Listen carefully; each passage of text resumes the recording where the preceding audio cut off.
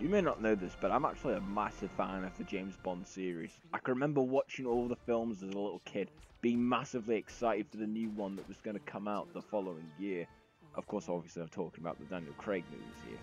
But I've always been a fan of James Bond. I've watched every single one of the James Bond movies, and the series does have its personal highs and lows. But with Spectre having just been released on DVD last week, now I feel is the perfect time to begin my review for the film. With that being said, let's kick into my review of Spectre.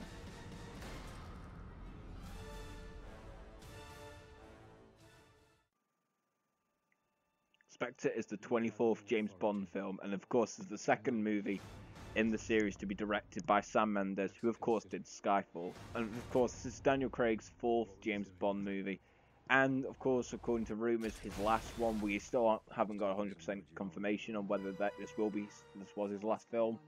But I think it's pretty much safe to say that, you know, from the evidence that we've been given so far, it probably will be. But yeah, this movie came out last year. It got quite a lot of hype beforehand. It released, and I think it got pretty, I don't know how you would say, but pretty divisive. You're either one of the people who loved this movie and thought it was awesome, or you were one of the people who absolutely hated it. For me personally, I love this movie, and I will never understand why on earth my friends absolutely hate me for liking this movie.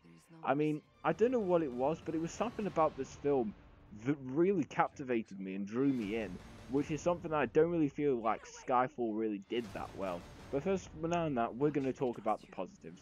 First off, the first positives we can talk about this movie is definitely the performances. The performances all around are really good, just as they were in Casino Royale and Skyfall. This is the exact same. The performances in here are really, really good. Like, no person in here does a single bad performance. I loved everyone in the movie, of course. Daniel Craig is James Bond, one of the best James Bonds, definitely, probably behind Sean Connery. But I mean, there's no one above Daniel Craig in terms of James Bond. I mean, you've also got Ralph Fiennes as M, because of course, you know, the last M in Skyfall died. Spoiler alert, out of nowhere, I guess. Of course, you've got Naomi Harris as Eve Moneypenny. And yeah, I mean, you just get all of the characters that were, of course, alive at the end of Skyfall return, and the new characters that they bring in, I really did like. I found them very interesting. I mean, we've got, of course, Madeline Swan, played by Lea Seydoux. You have Christoph Waltz coming in as, of course, the infamous Ernst Blofeld. I know they try and call him Franz Oberhauser, but it's no real spoiler. He's freaking Ernst Blofeld. I mean, you know that from the first trailer, but they just decide not to tell you. It's pretty stupid of them. But yeah, they were all fantastic. Every single one of them was great. I loved the performances in the movie. Another thing that I really did like about the film as well was the action set pieces, and the cinematography was stunning. Like, honestly, this is so unbelievably well shot and edited. I mean, the film starts, it's literally just a tracking shot of Bond in a crowd while he's undercover, to him slowly going into a hotel, then going up to a rooftop to assassinate someone. It's ridiculous. The editing there is fantastic. It instantly hooks you in for the rest of the film. And the action scene afterwards, with the flipping helicopter going at 360 degrees, like, how do you film that? It is ridiculous, and it blew my mind. But it's like every other action set piece in this movie. It's so well done. This is how Quantum of Solace should have done set pieces. If they had done them like this, then maybe the film wouldn't be as hated. But because it wasn't edited in this style, like, this blows Quantum of Solace out of the water for action scenes. And I will say as well, if you're someone who thought that Skyfall didn't really have that much action, you'll be satisfied with this movie, because there's a lot more action in this one, and it's very well shot. Another thing that I really did like about the film as well was how it tried to, you know, tie in all of the previous other Daniel Craig movies. For example, you know, it references all of the villains from the previous films. I mean, certain characters from the previous films are also mentioned in this one. And I really did like that they actually tried to, you know, connect them all into one, because my biggest problem with Skyfall was the fact that it didn't really feel like it fitted into the, you know, Casino Royale / Quantum of Solace timeline, because it did barely reference the events of those movies. But with this one, it actually tries to bring them all full circle in a way, and, you know, try to make, you know, them all connect to each other, and also, you know, give off plot points that maybe weren't weren't answered very well in the previous films. And then this leads on to probably the biggest thing that I love about this movie, was how you had that feeling of, you felt like you actually got closure with Bond's story. And I know, of course, there are rumours circulating that this was Daniel Craig's last James Bond movie. If it is, they ended this film brilliantly. I won't talk about the ending here, but I mean, the way they end the movie really does. They end it very well as to the fact of, as to leaving it open as to, whether Daniel Craig will come back or not. I personally don't think they should. The ending for this movie was great. They ended the movie really well. They set up to this theme that they were going to have towards the end, and it was really good. And I honestly think that they should end the Daniel Craig movies here. They ended it superbly well, and the story in general I really did like. And also I really like the tone of this movie, because it's very different to the last three movies. The previous three Daniel Craig James Bond films were all very serious and gritty, and they didn't really have that much humour in there.